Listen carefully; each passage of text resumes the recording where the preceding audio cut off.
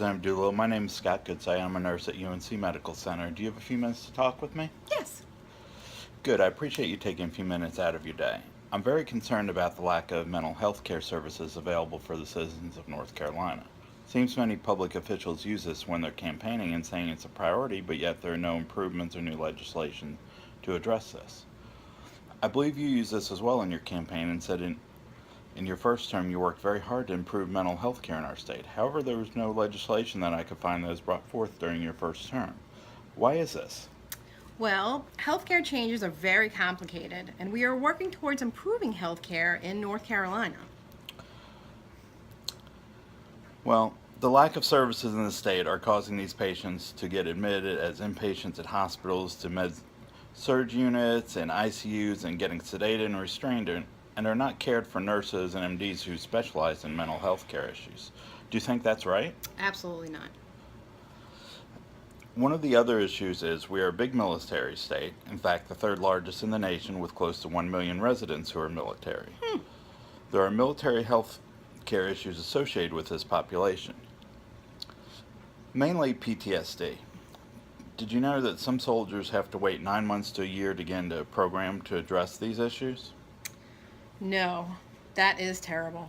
I was unaware of that.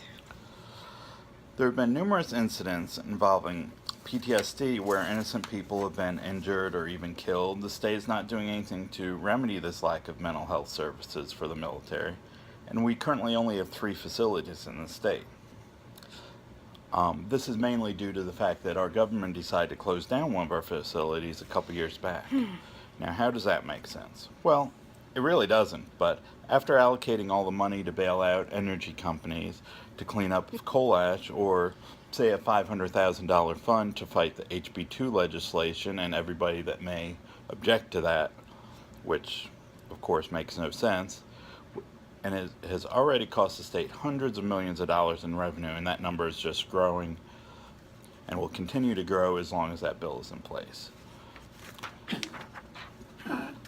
Don't you think money should be allocated to providing necessary services to the citizens of our state? Imagine if your child was acting up and you suspected they had ADHD, and you had to take them to an urgent care clinic because a psychologist couldn't fit you in for another 9 months to a year. I'm sure you wouldn't tolerate that. Can I count on your support to introduce legislation to fund more mental health care facilities and services for the state? The best part about this, you can truly say you made a change in mental health care in your next campaign, plus all the new jobs you created in the process. Sounds like a win-win for you, doesn't it? Absolutely. I will work on this. Thank you for your time. My pleasure.